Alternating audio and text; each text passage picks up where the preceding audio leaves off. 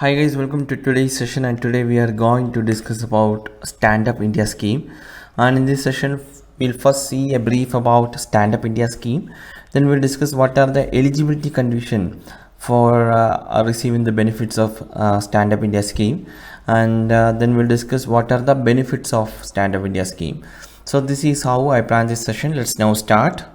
So friends, Stand Up India scheme was launched on April 2016, and the aim of the scheme was to promote entrepreneurship and at the grassroots level, and also economic empowerment and job creation. And this scheme seeks to leverage institutional credit structure to reach out to the underserved sector of people such as scheduled castes, scheduled tribes, and women and entrepreneurs. And the objective of this scheme is to facilitate bank loans between rupees 10 lakh and rupees 1 crore to at least one scheduled caste or scheduled tribe borrower and at least one woman borrower per bank branch for setting up a greenfield enterprise.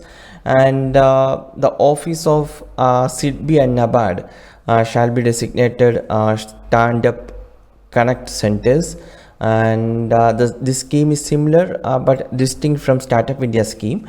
So that is the brief about Stand Up India scheme. Now we'll see what are the eligibility conditions for Stand Up India scheme. The conditions are: the loans under the scheme are available only for greenfield project, which means greenfield signifies the first time venture of the beneficiary in the manufacturing services, agriculture, allied activities, or the trading sector. So that is about the greenfield.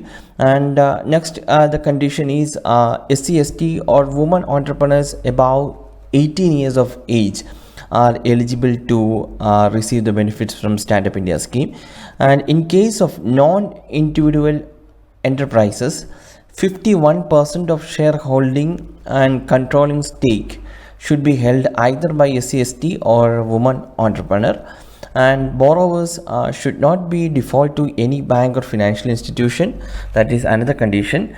And the scheme seeks to leverage institutional credit structure to reach out underserved sector of people, and we have discussed that point earlier. And the objective of this scheme is to facilitate bank loans between rupees 10 lakh and rupees 1 crore. That is also to a C or ST borrower or at least one woman borrower per bank branch. And we have seen that SIDBI and NABARD shall be designated as stand-up connect centers. And government recently has informed Lok Sabha about the implementation of Stand Up India scheme. They said that more than 81% of accounts under Stand Up India scheme belongs to women entrepreneurs. So that is regarding the eligibility and the status of Stand Up India scheme. And at present, only established cities get encouragement from the establishment of new industries.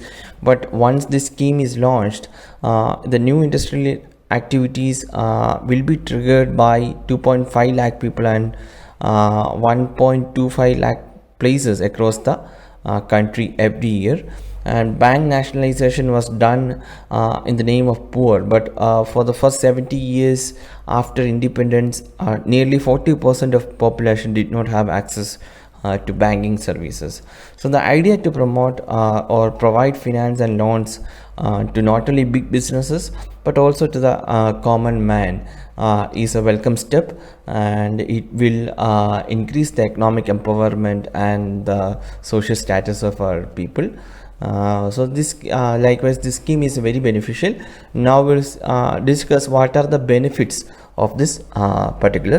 So friends, as we all know, when government comes up with a scheme, its main aim is to benefit the citizens, and that is the same in case with the Stand Up India scheme.